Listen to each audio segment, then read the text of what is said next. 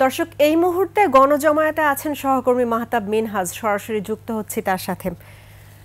মিনহাজ, গণজমায়েত থেকে নেতারা কি বলছেন?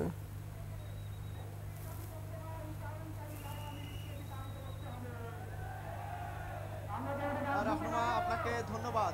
আপনি যেমনটি শুনতে পাচ্ছেন যে আসলে এখানে আন্দোলনকারীরা আওয়ামী লীগের নিষিদ্ধের দাবিতে কিন্তু মুহুর্মুহু স্লোগান দিচ্ছে। আপনি শুনতে পাচ্ছেন যে আসলে সেই স্লোগানটি তারা এখন দিচ্ছেন।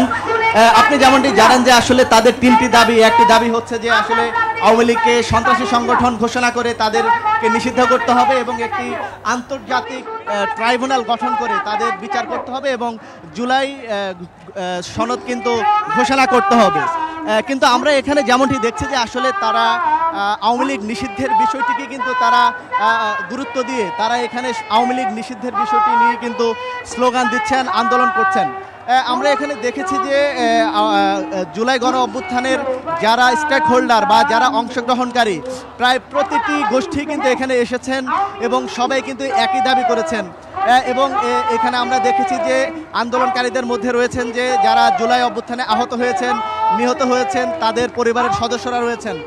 আমরা এই মুহূর্তে শুনতে পাচ্ছি যে আসলে একটি অনুপ্রেরণাদায়ী কিন্তু একটি গান পরিবেশন হচ্ছে। এখানে মাঝে মাঝেই কিন্তু এ ধরনের গান পরিবেশন হচ্ছে, বিভিন্ন সংস্কৃতির বিষয় কিন্তু পরিবেশন হচ্ছে, যে এখানে যারা আন্দোলন করছেন তাদেরকে উৎসাহ দেওয়ার জন্য এবং তাদেরকে অনুপ্রেরণা জোগাড় দেওয়ার জন্য যাতে তারা আসলে চাঙ্গা থাকে।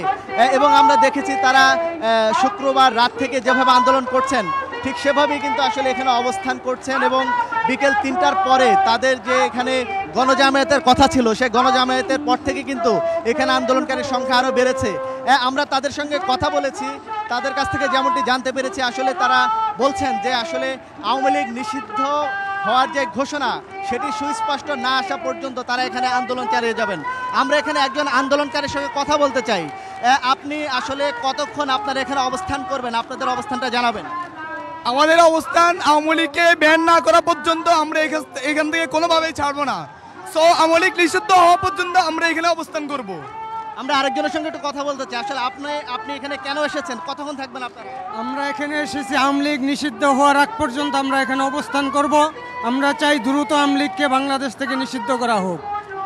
রাহনুমা, আমরা আসলে আন্দোলনকারীদের সঙ্গে কথা বলে যেমনটি শুনেছি তারা ঘোষণা না আসা পর্যন্ত এখানে থাকবেন। আপনি সংবাদে যেমনটি বলেছেন যে রাত ৮টা নাগাদ উপদেষ্টা মণ্ডলীর একটি বৈঠক বসবে এই আওয়ামী লীগ নিষিদ্ধকরণের বিষয় নিয়ে।